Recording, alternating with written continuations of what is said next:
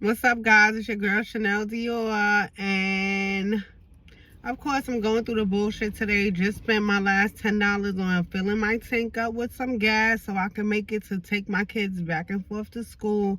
Still don't have no job.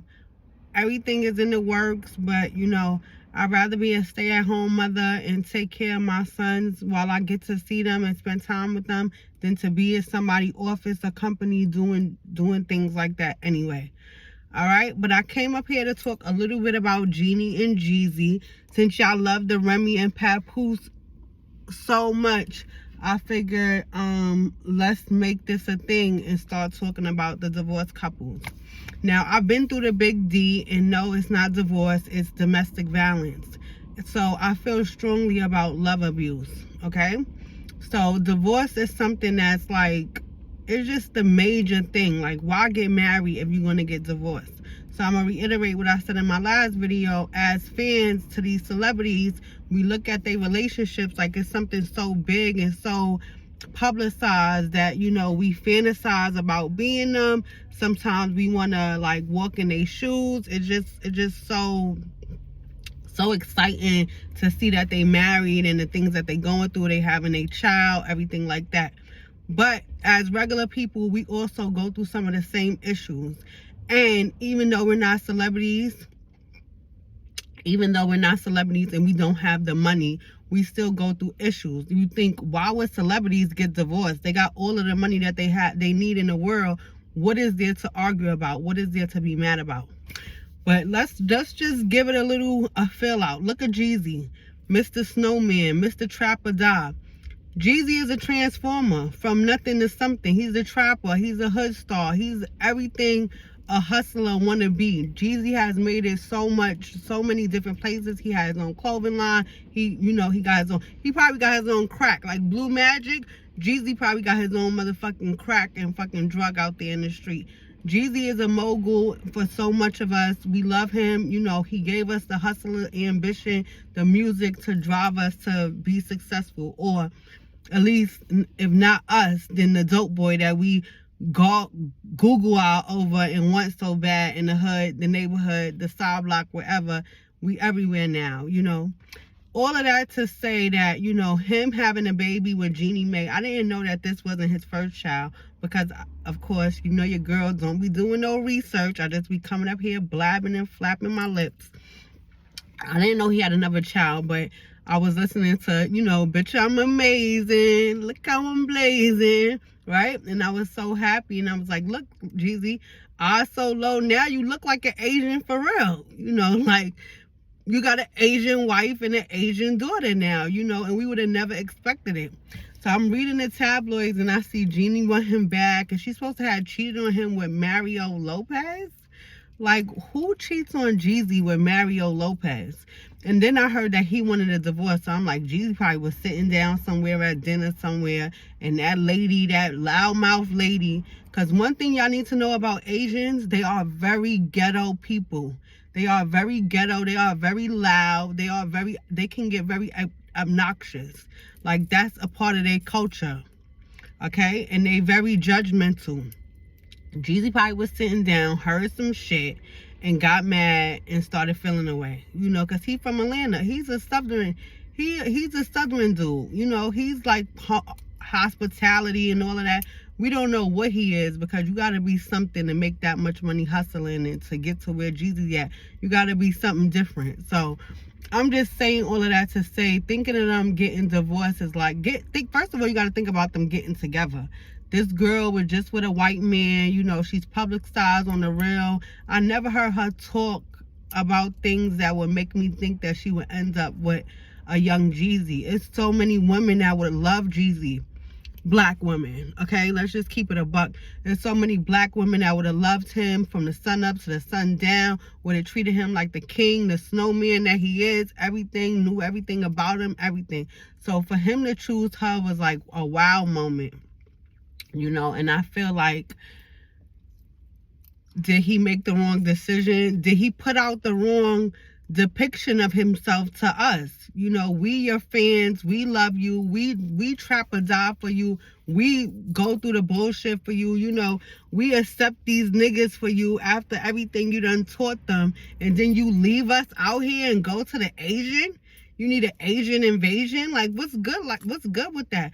Not saying nothing about Asians. Your girl is not on it like that. I love Asians. Shout out to Mimi. Shout out to Jeanie too. You know, I just feel like she really lucked up with this one.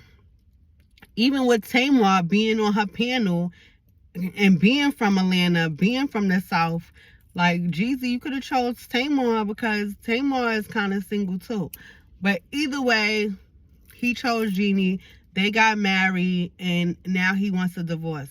She's supposed to have cheated on him. Once again, the cheating issue comes up. And it's like, why the hell would you cheat on Jeezy? Was he just good enough for your image and not good enough for your, you know, to keep you going? Because some of these celebrities, they just get together to see how far it's going to go, and then they cut it off because it's not working. So today I read that they living together. So I'm thinking that Jeezy might have gave her a second chance. And, you know, she probably, you know, I don't want to say she probably threw on the Bukakis too. And it went down because he home. He back home. So that's a good look. Just like I said with Remy and Pap, I want them to stay together and be together. In that case, that was black love. And that was something that I was really rooting for from the rooter to the tutor. But Jeezy and Jeanie, they could split up and it won't really bother me. Like, it won't really bother me. I would like to see Jeezy with like a Sanaa Lathan or somebody like that, you know. And I feel a little bit racist. I would like to see Jeanie with somebody more her type, more, you know. She said that she liked white men and she liked the black men on the side. It was an episode of The Real where she said that she liked black men as her side pieces. So based on that conversation and her body language and demeanor when she was saying that, it seemed to me like, you know, I don't know if Jeezy probably forced her. Jeezy's a scary dude. He's a scary dude. So just being around him, she could have been scared into the relationship. It's easy to think that. But I don't know. I just feel like they work, but I could see them both with other people. I could see Jeanie with one of them talk show hosts, like a Ryan from the morning show, a morning show host, somebody more out there in the talk show world, like the talk world, the NBC, ABC newscaster, something like that, you know. Jeezy, being that he lost all of that weight, Jeezy look really good right now. He look really dapper. Like I said, you know, I put it on my Facebook page, like, white people wear. I lived in a black-owned existence. Like, black people is doing things, like, taking things to new heights these days. We getting so, like, up there. It's like we always been doing this. This has, like, it seemed like nothing has changed. Like, this is it. Actually, I'm the new white girl sitting here babbling and running my mouth behind the camera. I feel like, you know, it's no blurred lines in between us no more. We are who we are. We made it too. We have money too. We have clout. We have our own thing. We don't really need them.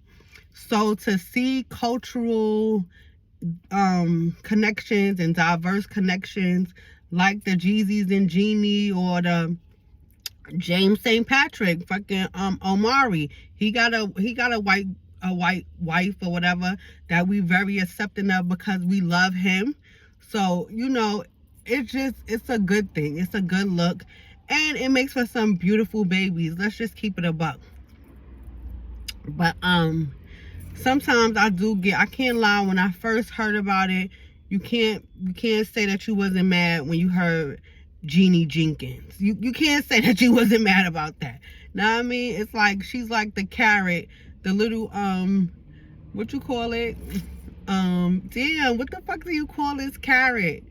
You know, the crinkle carrot to his snowman. So you can see his snowman with now like a little Chinese carrot that you get from the Chinese restaurant. Like, inside of like your General Tso's chicken or lo mein or whatever, you can see the little crinkle carrot sticking out of his snowman now. And that's okay. You know, like I said, everybody needs time to reinvent themselves for whatever it is they see themselves becoming. That's another thing that we got to do for ourselves. Instead of thinking about what people think and what people might say and stuff like that, just go for it. Go for it full throttle, whatever it is you want, whether it's relationship, work, any kind of category in life that you searching for and you looking for change. Just do your thing, because change is constant. Nothing stays the same. Change is constant. You know what I mean? We got to go through different things. We got to touch different textures in life. We got to explore different realities, or we'll just be the same motherfucker that we've been. What would we do if Jeezy never grew? Never, he's growing. We don't want him to be that hustler no more. We don't want him to be in the streets no more. We don't want him to have to sell crack no more. We don't want him to have to, deal with we want him to feel good, feel like he made it, feel excelled, and I think his wife, being this Asian woman out there, Mrs. The Real, she actually took over The Real for a long time. She was actually the voice of The Real. After Tamar and Tamara left, she was really she had a real prominent role, and it worked itself out. I never really watched The Real like that because I just didn't like it. I didn't like the setup, the panel. I didn't like it personally. I just felt like, I don't know what it was about. Maybe it was Lonnie. I don't know. I don't know what it was that I didn't like, but I wasn't a huge fan of The Real in the beginning. However, I'm happy that whatever is going on between them is existing. It seemed like they might be getting back together. So that's why I'm going to bite my tongue, nip it in the bud, and wrap it up, because we never know what's going to happen. Jeezy moving back in the house seems like signals of reconnection and regaining trust and redetermining the value of each other. And that's what we have to do as regular people too. Let's not just sit and root for their relationships because they celebrities. Let's do this in our own lives. Let's reconnect. Let's search for signs and signals that mean stay together. Let's not always separate. Let's not always throw each other off. Let's not always badger each other's name when we are separated. I think that's the main thing, and that's the important thing in this lesson too. While they were separated, she was saying things like she wanted to get back together, and she was missing him, and she had a support group and things like that. You never really heard her badger him. You never really heard him badger her or say, throw no dirt out there. Oh, she this, she that. We know we could all say some things about each other. Let's keep it a buck. We could air out each other dirty laundry. But once you do that in a newly separated relationship or whatever it is that you're going through, when you start throwing ugly words and characterizing people for what you think they are, that's when you wind up separating even more. Sometimes people just need space to get their mind together and get their thoughts together and to see which way they want to move and how they calculate in their next move or strategize in the next move. And it could be for both of y'all. Sometimes you got to give things time before you start throwing salt on the wound. Okay, so that's the lesson for the day. Just take our time, get ourselves together. I don't got nothing new going on. I just feel like, I wish I could have took my own advice. I wish I could have just pulled back a little bit with the insulting part of life, because I was they said haste makes mistakes. I was real quick to say, oh, niggas ain't shit and you ain't shit. You a fucking deadbeat. You are this, you are that, you are this. And instead of letting things play itself out to get to the next level. And that's probably why I don't have nobody to call right now for $50, $80, $100, $200, $500, so I can go and fix my car, do what I gotta do, take care of my kids, get more school supplies, uniform, whatever I need. I can't do it because I put my foot in my mouth. So don't make the same mistake your girl Chanel Dior did. Do something great. You see the shades is off today. The reality is presenting itself. It is what it is.